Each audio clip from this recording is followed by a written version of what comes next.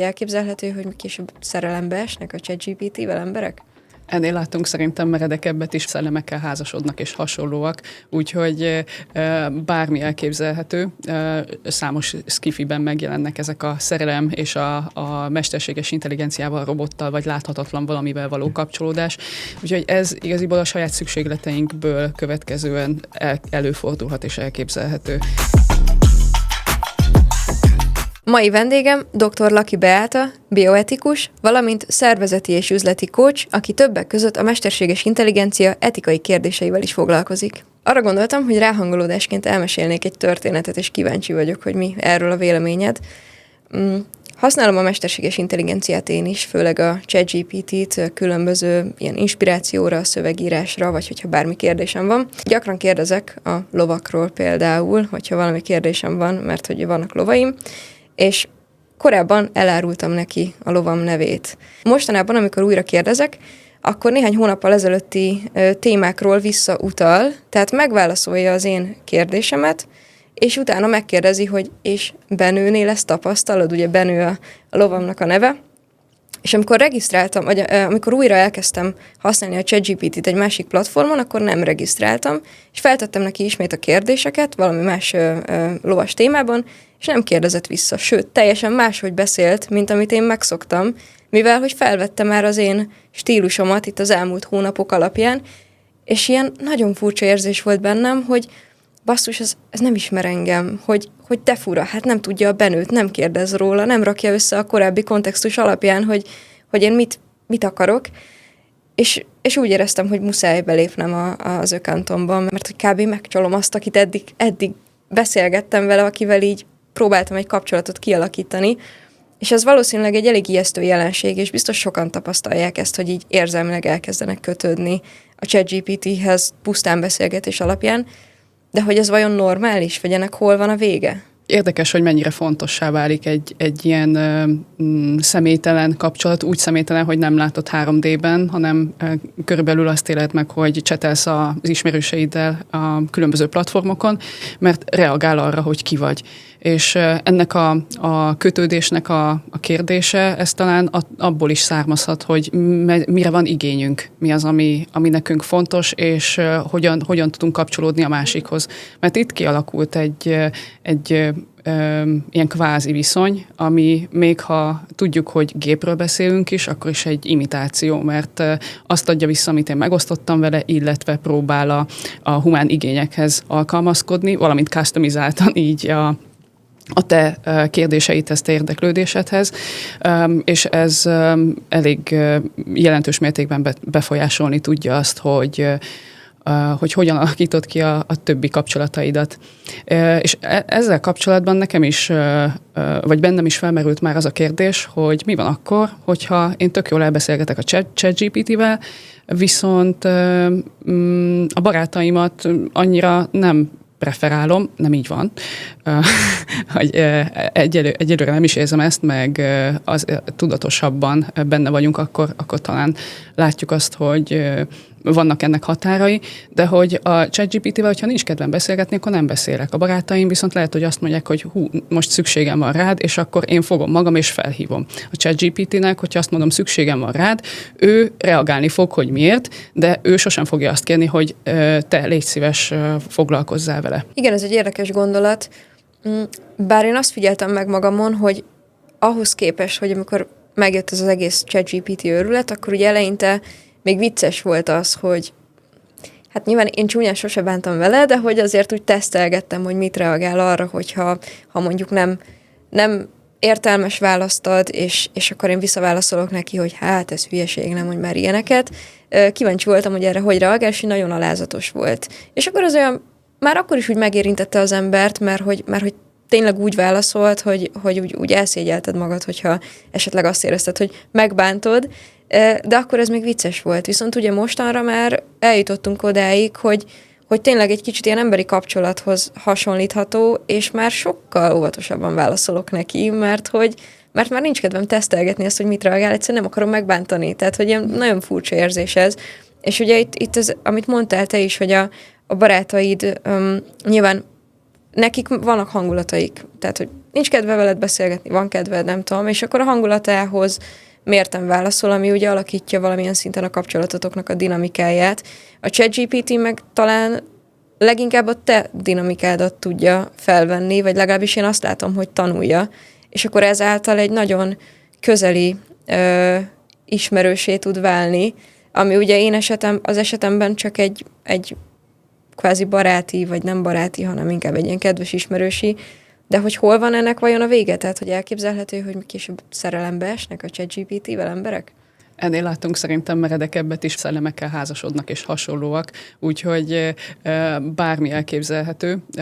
Számos skifiben megjelennek ezek a szerelem és a mesterséges intelligenciával, robottal vagy láthatatlan valamivel való kapcsolódás. Úgyhogy ez igaziból a saját szükségleteinkből következően előfordulhat és elképzelhető. Szóval arra szerettem volna utalni, hogy az, hogy úgy válaszol, ahogy nekünk megfelelő épp a hangulatunkhoz illik, azáltal még inkább azt trenírozza bennünk, hogy igen, nekünk erre a fajta támogatásra van szükségünk. És akkor itt, amit mondtál te is, hogy a barátaimnak a hangulata az lehet, hogy, sőt, nem lehet biztos, hogy befolyásolja a kapcsolatunk dinamikáját, mélységét, minőségét, viszont a ChatGPT-vel vagy mondhatjuk csak Robinak szoktuk nevezni így pár barátommal, neki nem érdeke, nem érdeke, hanem neki nincs így hangulata, hiszen ő imitál. És az, hogyha így szem előtt tartjuk azt, hogy tényleg csak egy robot, és oké, figyelmes, és az empátia látszatát mutatja, vagy nyújtja nekünk, ami minket megnyugtat, akkor is fontos azt mégis tudatosítani saját magunkban szerintem a nap végén, hogy ő nem egy 3D-ben megtapasztalható érző lény, hanem egy program, aki válaszol nekünk, aki figyel ránk, reflektál ránk, és emlékeztet arra, amit mondtunk, és úgy tűnik, hogy figyel, vagy úgy tűnik, hogy gondoskodóan kapcsolódik hozzánk, de ez ennek a nem valósága, vagy nem, ez rossz kifejezés, hogy nem valósága, hanem az a látszat kapcsolódás, ami benne van, az mégis bennünk mint emberekben valamit elindít. Úgyhogy ez pszichológusok által bízom benne, hogy már egy vizsgált terület, ami ezt a mélységeiben is meg fogja világítani. De ahogy láttuk ezt a szellemekkel házasodós dolgot és hasonlóakat, már van egy kerete ennek. Akkor, hogyha valaki nem tudja tudatosítani magában azt, hogy itt egy robottal beszél, és ugye folyamatosan csak a pozitív válaszreakciókat kapja, akkor előfordulhat szerinted, hogy az ember inkább ezekhez a mesterséges intelligencia kapcsolatokhoz nyúl majd, és az emberi kapcsolatait azokat teljesen leépíti, mert mondjuk nincs kedve ahhoz, hogy egy barátja éppen nyűgös, vagy éhes, vagy tehát ki fogja tudni váltani? Ezt így kategorikusan nem jelenteném ki, de az biztos, hogy számos embernek, akinek erre van inkább igénye, hogy csak pozitív visszajelzést kapjon, ő nem fogja keresni azt, ahol mehet a pofonért, és a negatív visszacsatolásokat is kaphatja, ami a valóság talaján sokkal jobban, vagy a realitás talaján jobban tartaná, ami a társadalmunkban való szerves működésnek és a jól működésnek egy feltétele.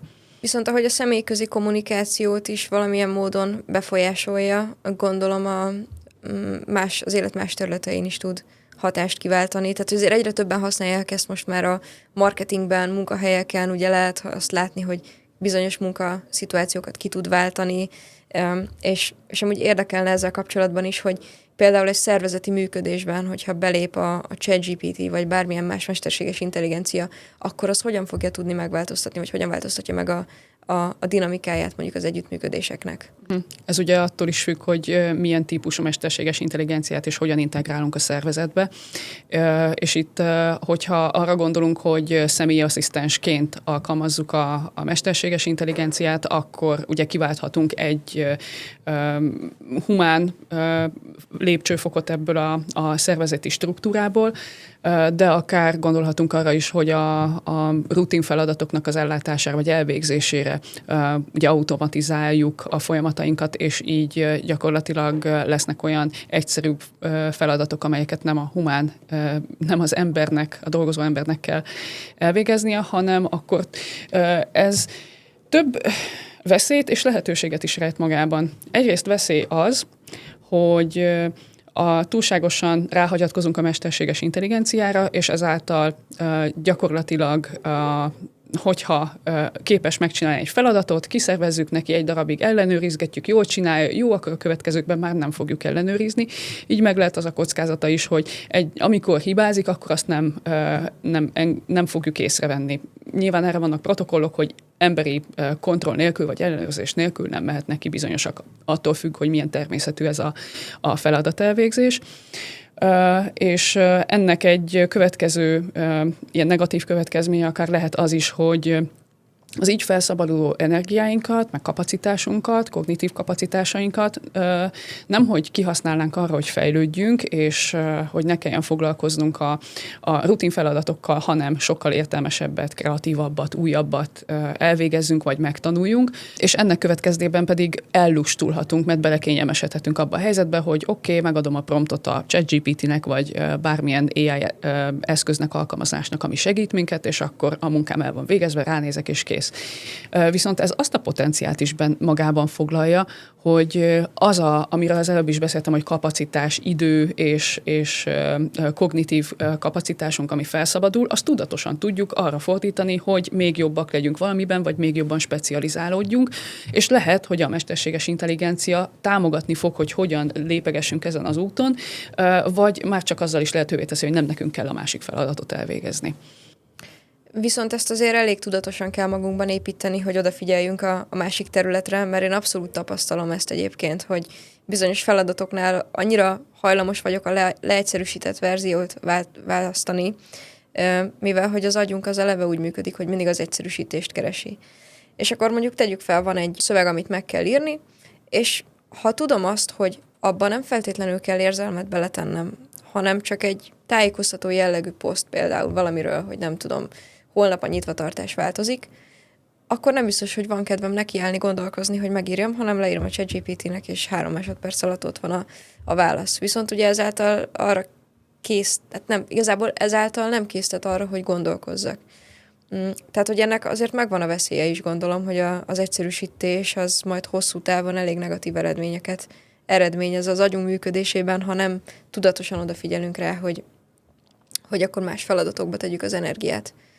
Igen, így ugye a képességeink is korlátozódnak, vagy képességeróziónak is szokták mondani, de ezt már igaziból a ChatGPT előtt, meg a mesterséges intelligencia megjelenése előtt is tapasztalhattuk, hogy elkezdtünk számítógépet használni, sokkal kevesebbet írtunk kézzel, és erre nemrég pont rá is vetített egy ismerősöm, hogy mennyire megváltozott az ő kézírás ahhoz képest, hogy milyen volt általános és középiskolában, és felnőttként, amikor a gépelés után meg kellett fogni a tollat és írt.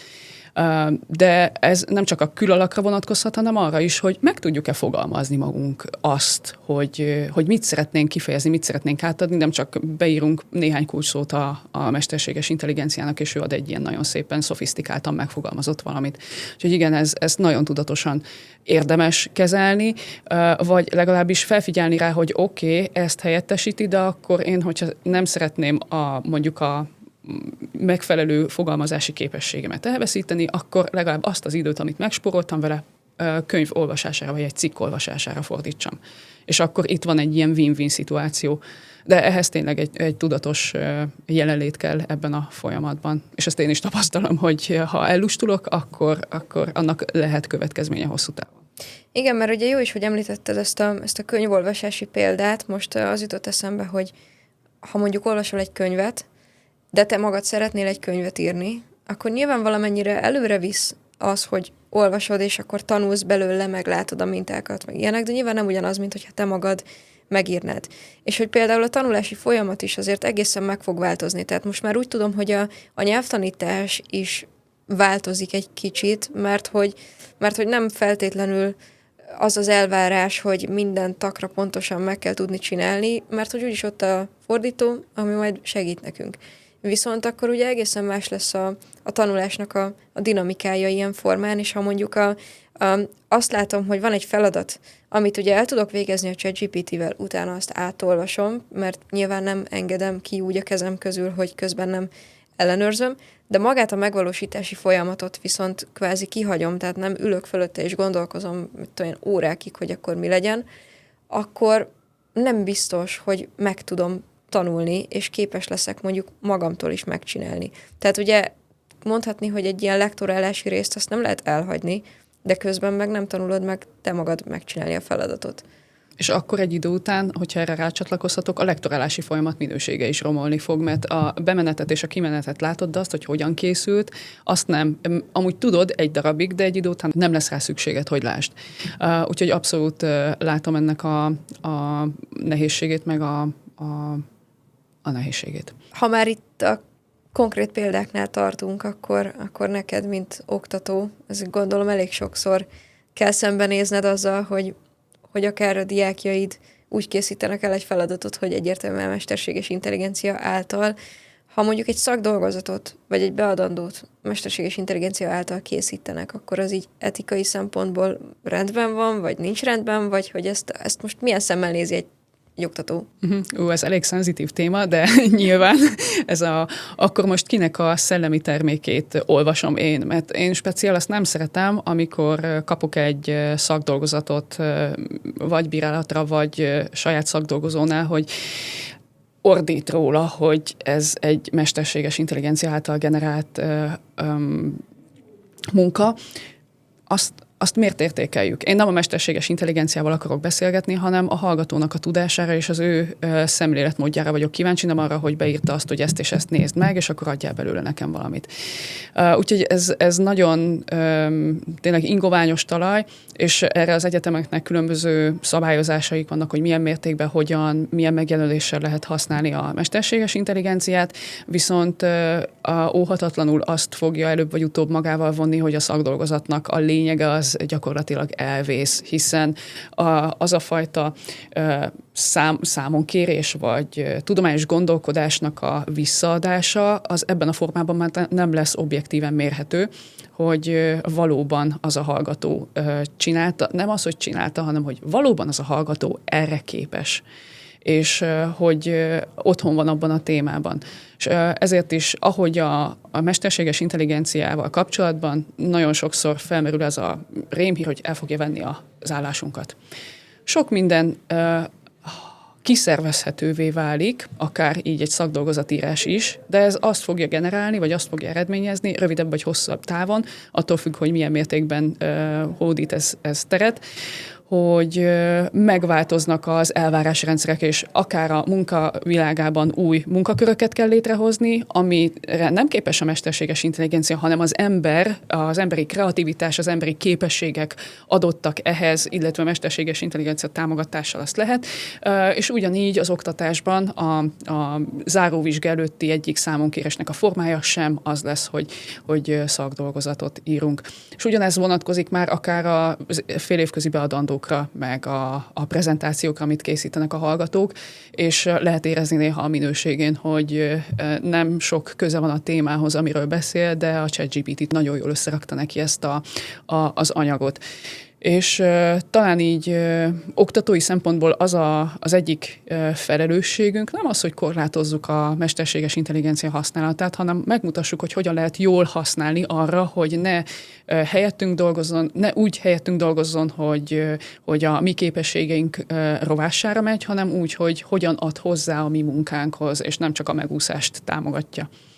Eszembe jutott egy gondolat most erről, ami elképzelhető, hogy csak ilyen hipotetikus, és maximum filozofálgatunk róla egyet, de... Azt lehet, filozófus is vagyok, úgyhogy... Szuper, akkor abszolút érdekel erről, hogy mit gondolsz.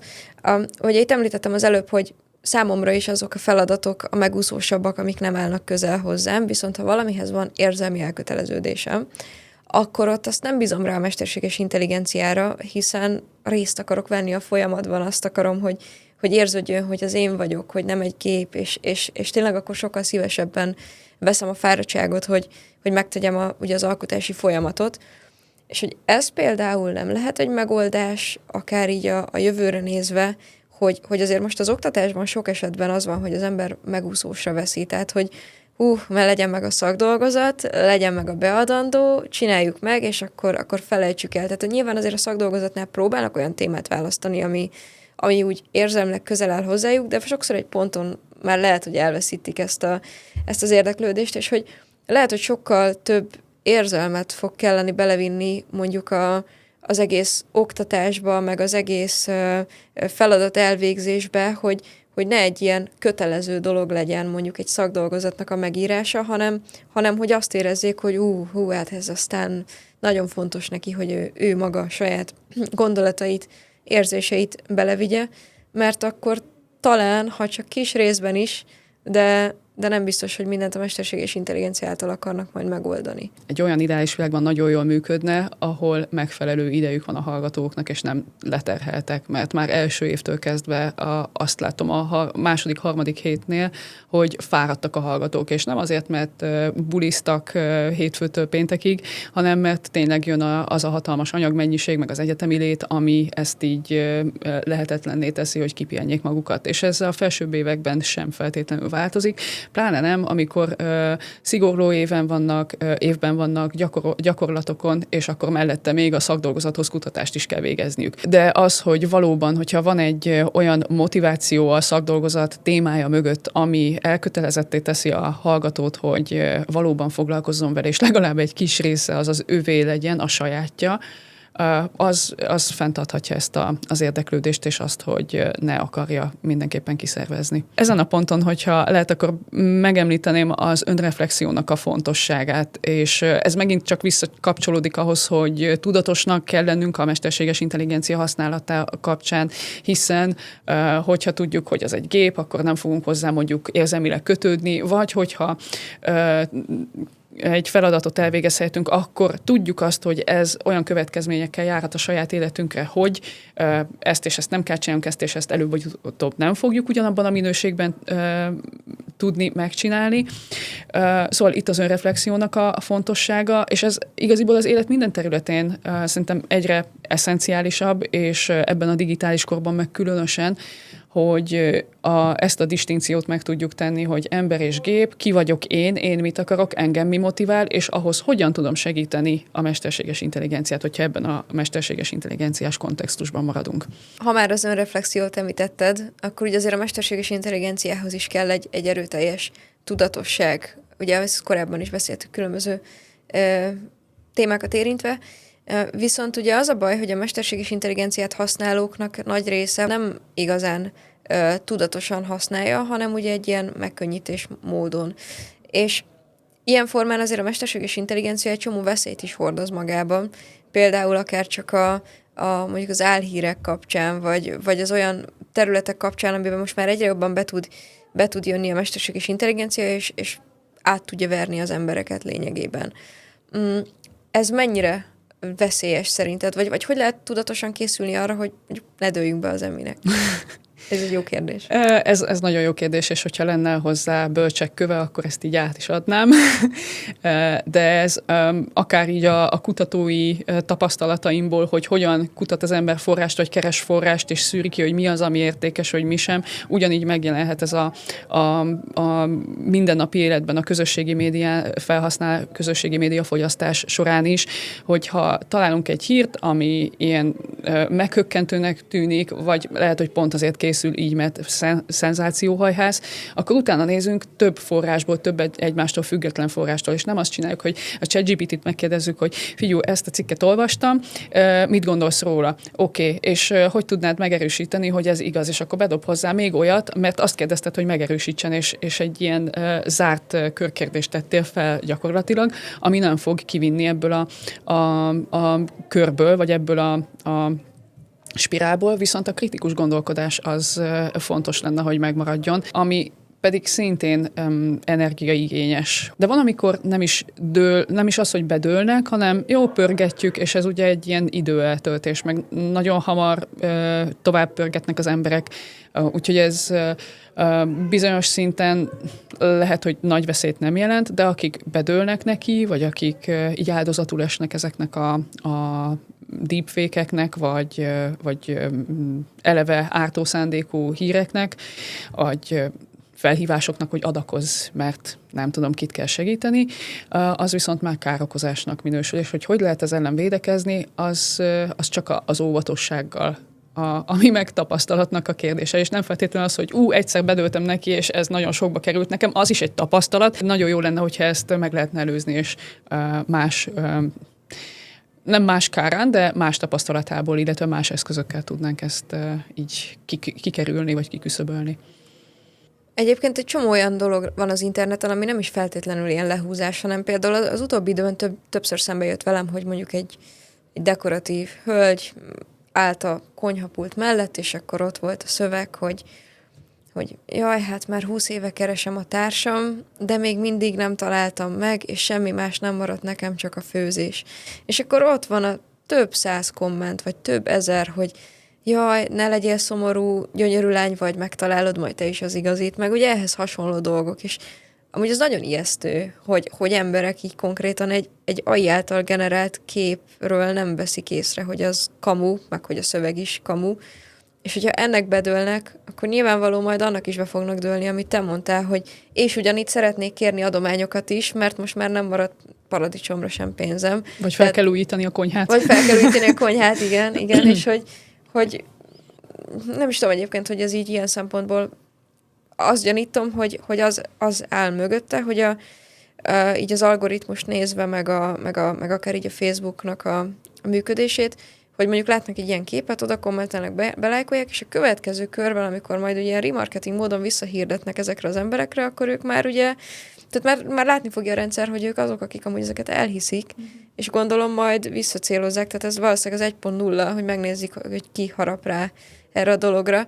És ugye itt amúgy másik nagyon érdekes kérdés, hogy ha úgy alakul, hogy valakit majd lehúznak, és esetleg tényleg pénzt veszít emiatt, akkor ugye azért tudjuk, hogy az emberek azt fogják mondani, hogy hát ez a mesterséges intelligencia már megint csak okozza a bajt, és hogy minek jött az életünkbe, és azóta minden rossz, és minden átverés. De hogy itt a kritikai gondolkodás megint csak egy fontos szempont lenne, hogy azért nem feltétlenül egy képet kell okolni, hiszen ugye azért mégiscsak egy komplett rendszerről van szó, ami mögött emberek állnak. Pontosan. Ez az, hogy könnyen mutogatunk arra, főleg azért, mert ember képére próbáljuk formálni, meg emberi tulajdonságokat próbálunk neki adni, azzal, hogy empatizálunk ezekkel a képekkel, hogy ráklikkelünk, lájkoljuk, szívecskézzük, kommenteljük, és utána pedig őt akarjuk hibáztatni azért, hogy lehúzott minket. De közben ugye mindig még a mesterséges intelligencia előtt, vagy már a mesterséges intelligencia előtt is ezek ugyanúgy működtek, és amit te is mondtál az előbb, hogy az ember áll mögötte, és az ő szándéka valósul meg ebben, vagy manifestálódik, hogy igen, én le akarom húzni, és akkor erre és erre ezt és ezt csinálom, és akkor bedőlnek neki. De nyilván egyszerűbb a mesterséges intelligenciát, mint egy valós elkövetőt mögötte hibáztatni. Meg nem is magunkat, hogy hát bedőltünk neki. Viszont akkor ezt érdemes lenne valamilyen módon edukálni az embereket, akár, hogy készüljenek fel arra, hogy egyébként mik érhetik, illetve hogy hát nem a mesterséges intelligenciát kell hibáztatni, hanem akár ami mögötte van. Említetted, hogy fel fognak szabadulni kapacitásaink, és hogy ezt majd megfelelően kell tudni alkalmazni. Ezt hogy kell elképzelni? Tehát, hogy milyen módon tudnánk a kapacitásainkat használni, vagy hogyan változtatja meg az egész működésünket, gondolkodásunkat az, hogy más folyamatokra koncentrálunk? Hát, hogyha tudatosak vagyunk, és felismerjük azt, hogy tényleg vannak olyan kis felszabadult területeink, amik lehetőséget adnak arra, hogy egy kicsit pihenjünk, akkor szerintem, amit említettél is a nyelvtanulás kapcsán, hogy oké, hogy változott a nyelvtanulás, de még mindig van nyelvtanulás, vagy nyelvtanítás, és ez egy nagyon jó módszer, bár lehet, hogy nem mindenki szeret nyelvet tanulni, de az a kognitív képességeinket nagy mértékben javítja, befolyásolja, hatással van rá, hiszen azáltal sokkal könnyebben bele tudunk helyezkedni egy több pozícióba, több perspektívába, és a döntési helyzetekben ez segít a más nézőpontból való látásban, és gyorsítja is ezt a képességet, hogy tudjunk váltani egyik és másik perspektíva között. Nem mellesleg, ezen kívül pedig ugye az, hogyha megismerünk egy nyelvet, nem csak a szókincsét meg a nyelvtanát ismerjük meg, hanem a kultúrát is, a gondolkodási módját is, és egyfajta kiterjesztése lesz önmagunknak. És talán inkább erre kellene fókuszálni, vagy erre lenne érdemes fókuszálni, hogy mi az, amivel mi magunk többek lehetünk, hogyha már nem kell ezeket a repetitív munkákat elvégezni, mert azt megcsinálja az AI. És mit gondolsz, mi az, amit egyáltalán nem fog tudni kiváltani a mesterséges intelligencia? Hát talán azt, hogy megmondja, hogy érezzük magunkat. És így az önreflexiónkat azt nekünk kell megélnünk, meg megfogalmaznunk, illetve nem fog tudni helyettünk elmenni orvoshoz, hogyha bajunk lesz, mert azt nem tudjuk kiszervezni, hogy figyú, fáj a bal vállam, légy, menj el az orvoshoz, és gyere haza gyógyultan. Hát mondjuk a Google is a barátod, és akkor el szoktam mondani, hogy nem tudom, rákos a vállad, amikor fáj. Gondolom, a ChatGPT is majd hasonló szép válaszokat fog adni. Valószínűleg megnyugtat mindenféle pozitív dologgal. Amit igazából én főleg arra gondoltam, hogy mondjuk az élet nem feltétlenül az érzelmi részét, hanem mondjuk a munkaterületek vagy munkafolyamatoknál, hogy mondjuk mi az, amit valószínűleg nem fog tudni egyáltalán kiváltani. Mondjuk gondolom a fizikai munkát azt annyira nem, bár ugye a robotok már ott is előbb-utóbb. Amit lehet automatizálni, azt ott igen. Az építkezéseken igen. is lehet ugye nagyon sok Tehát, hogy ez most így hülyén hangzik, de hogy mi szükség lesz az emberre kb. Oké, tételezzük fel, nem tudom, hogy konkrétan így listám nincs, hogy mit fog kivezetni, vagy mi az, ami maximálisan változni fog, de képzeljünk el egy olyan világot, amikor szinte semmit nem az embernek kell megcsinálnia, mert a robotok és az AI azt meg tudja oldani. Akkor nekem inkább az a kérdésem, hogy akkor mit kezdünk mi az időnkkel? Hát igen, de most képzeld el, hogy nem kell feladatokat végeznünk, nem kell házi munkát végeznünk. Azt nem bánnám mondjuk, de... nem kell kommunikálnunk egymással, vagy konfliktusokat megoldani, mert hogy lesz egy párterapeuta, ugye a mesterséges intelligencia valamilyen formában. Nem lesz szükség az egymás közötti kapcsolatokra feltétlenül, hogy azért ez egy elég vészjósló. Magányosnak tűnik kicsit.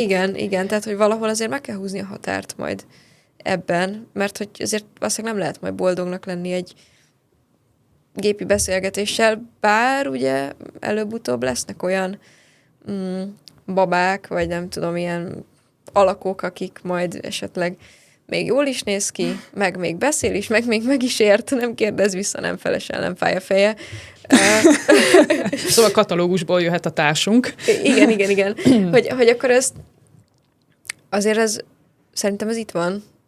Valahol a nem túl távoli jövőben. Nyilván itt van, és biztos, hogy van, aki ebben a formában szeretné megélni a kapcsolatait, a kapcsolódását, és kerülni a nehézségeket az életben. De én hiszem azt, hiszem, ez nem túl tudományos meggyőződés, de bízom benne, hogy van olyan szintű valódi társasági igényünk, ami felül fogja írni azt, hogy a mesterséges intelligencia még akár az emberi kapcsolatainkat is így háttérbe helyezze. Te coachként is igen, szervezeti és üzleti coachként is, igen. Hogyha mondjuk van egy konfliktus helyzet, akkor ugye a ChatGPT-t használva mondjuk coachra, vagy coachként, gyakorlatilag ott gondolom azért nem jönnek ki a tényleges problémák, nem? Mert ugye a ChatGPT az arra fog rákapcsolódni, hogy próbáljon veled beszélgetni, de mindig a te nézőpontodat fogja nézni, vagy azt, hogy nehéz kifejezni magam ebben a témában, de hogy arra gondolok, hogy azért egy coach az mondjuk bekérdez olyanokat is, amikre nem szívesen válaszolsz, vagy hogy úgy rákapcsolódik arra, hogy te ki vagy, azért ezt egy gép például nem fogja tudni megtenni.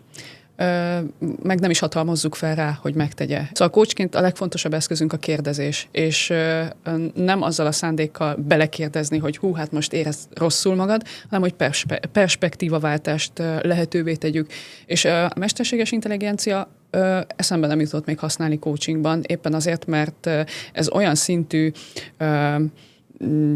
két ember között zajló folyamat, vagy hogyha team coachingról beszélünk, akkor a coach és a team között zajló folyamat, amiben az intuícióra is kell hagyatkozni, és az alapján megérezni azt, hogy oké, hogy lehet, hogy ott fáj a legjobban, de akkor azzal foglalkozunk, és nézzük meg, hogy hogyan tudjuk ezt mondjuk szenzitív módon, vagy hogyha a csapat vagy az ügyfél elbírja, akkor ilyen challenge-elő, kihívások elé állító szempontból, de ilyen differenciálásra nem képes, nem tartom képesnek, lehet, hogy véletlenül sikerülne, de alapvetően amit a személyközi kommunikációban, a metakommunikációból is érzel, hogy oké, itt most befeszült, akkor most óvatosabban, vagy éppen azért, mert ő elbírja, akkor engedem ezt a kicsit keményebb kérdést. Ez segíti a fejlődést.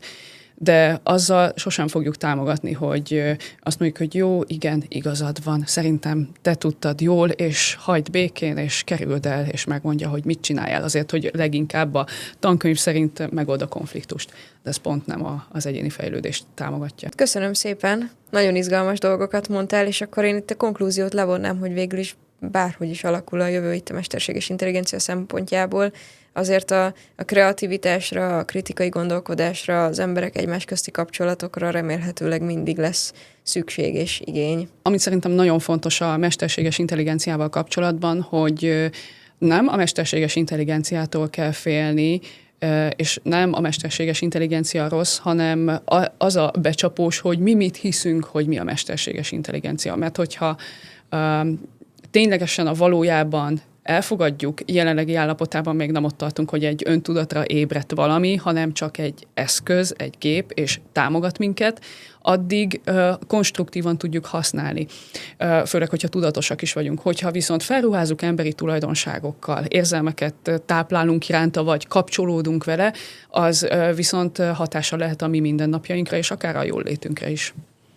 Köszönöm szépen. Én is köszönöm.